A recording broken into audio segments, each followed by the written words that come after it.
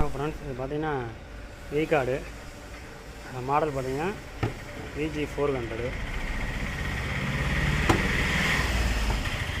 இது பார்த்தீங்கன்னா 1.5 டன்னு இல்லை 4 kVA ஸ்டெபிலைசரு. ஸோ இது கம்ப்ளைண்ட் பார்த்தீங்கன்னா அவுட்புட் சிக்னல் காமிக்கும். உங்களுக்கு லைட் எரியுது பார்த்தீங்களா? இப்போ க்ரீன் லைட் எரியும், ஆனால் அவுட்புட் சப்ளை வராது. பாருங்கள் ஃபேஸ் வரல. இது வந்து நியூட்ரலு, இது ஃபேஸ் சுத்தமாக வரல. ஸோ சிம்பிள் வந்தது, அவுட்புட் இண்டிகேட்டர் வந்துடுது, ஆனால் சப்ளை வரல. இதுதான் கம்ப்ளைண்ட்டு. சரி, என்னன்றதை பார்க்கலாம். இது பிரிச்சாச்சு, டோர் தனியாக எடுத்தாச்சு, இண்டிகேட்டரு எல்லாம் கழட்டிட்டு திரும்பி அதில் ஃபிட் பண்ணிட்டோம். ஓகே, என்ன கம்ப்ளைண்ட்னு பாருங்கள். எங்களுக்கு பார்க்குறதுக்கு எல்லாமே நல்லா இருக்குது.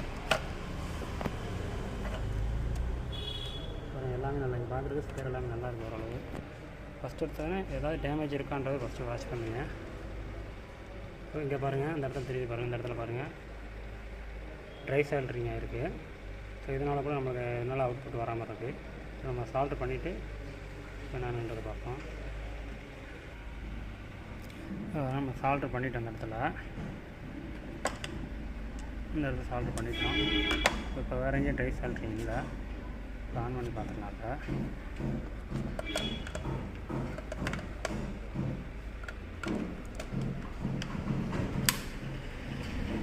பாருங்கள், ஆன் பண்ணிவிட்டேன்.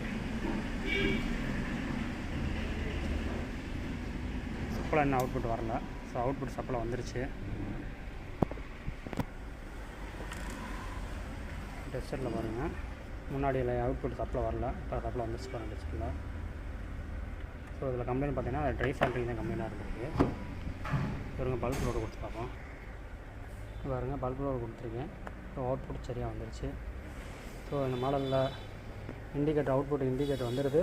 ஸோ இதில் ஆனால் சப்ளை வராமல் இருந்தது. ஸோ என்னென்னு பார்த்தா ட்ரை சால்ட்ரிங் தான். நம்ம அதை கண்டுபிடிச்சி இப்போ சரி பண்ணியாச்சு. நன்றி.